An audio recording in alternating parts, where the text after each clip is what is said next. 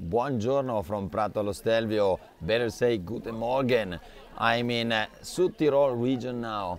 Today we will preview the last 60 kilometers of stage 18 of the Giro d'Italia. We are in the German-speaking region, very close to the Austrian border. And today I'm super lucky because I will climb the Stelvio pass. I will also go down to Bormio and then check out the final ascent to Laghi di Cancano, a beautiful little climb that takes us into the national park of the Stelvio. We're talking about the most important climb we have in Italy and probably the most iconic climb for cycling in general, the Passo Stelvio.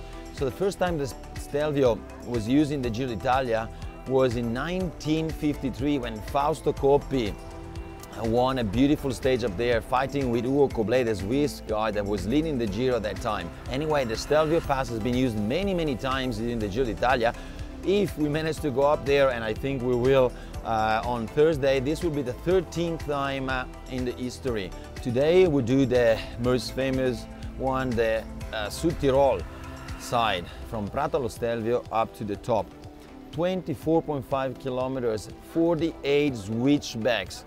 Average gradient 7.7, super high altitude, less oxygen, cold temperature. This will make that climb, this specific climb, really tough for me today, but also for the riders on Thursday. Let's go.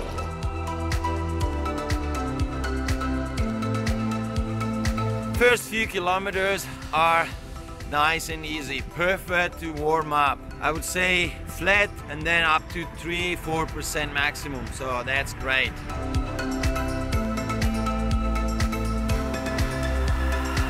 After the first 3 kilometers, the gradient goes up a bit, now riding up to 8%, still not bad. I remember that after a few hundred meters here, the road flattens and I can have a little bit of a rest.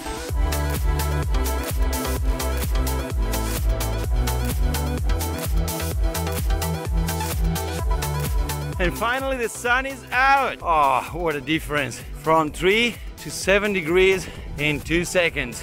That's nice. Approaching now the little town of Gomagoi. I'm already tired. 20 to go. This is the flat part, the only flat part of the race course. This is where you can rest a bit before it really kicks up like a monster.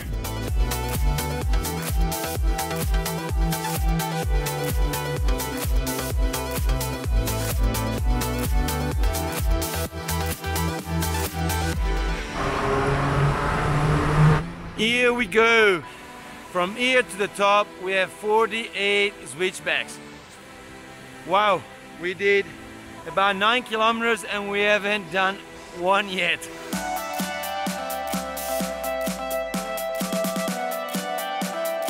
(1,500 meters above sea level. I can start to feel the altitude a little bit. In front of me, the king, Passo Stelvio.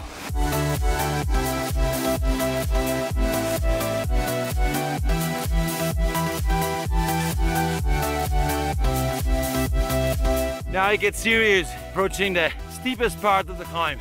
The gradient will be always above 10%. This is where you need to attack to make a good gap.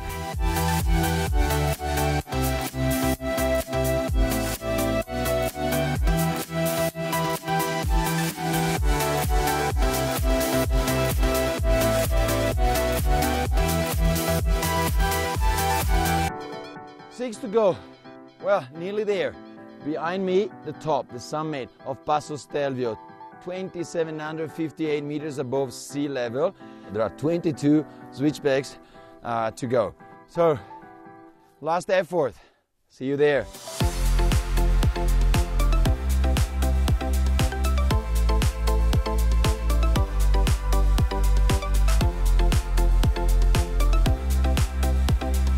You can see the zigzag.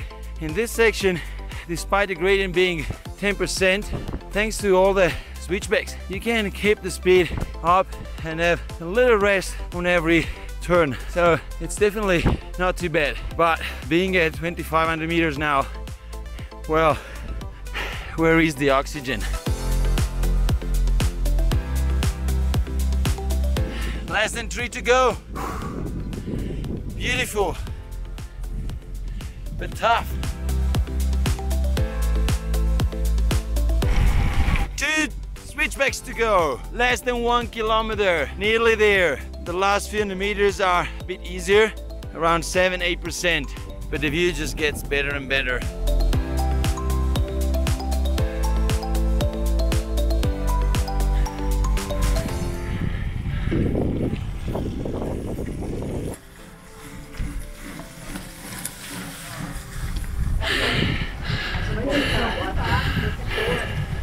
Made it again. Stelvio number 65 for me. First time ever on October 20th. So the climb is hard as usual, never gets easier. 24.5 kilometers. This is a monster climb, really. But the view helps a lot. You have fantastic view all the way up. Definitely a climb that really can be difficult for the best riders as well. And this is the perfect ramp to launch a big attack, because once you get to the top, it's not over yet. There's a long descent into Bormio, 21 kilometers, super fast descent, beautiful road, not super technical, but really, really fast. And once we get to the bottom in Bormio, up again to Laghi di Cancano, 10 more kilometers uphill at 7% average. Bratwurst, there is nothing better of a sandwich with sausage on top of the Stelvio, even in October when it's really cold. This guy here saw me coming up the Stelvio my 65 times, has always been here since ever, and he does the best sandwiches that I ever had on top of the Stelvio. Nero, nero. Pane nero. Pane nero e salsiccia. Würstel.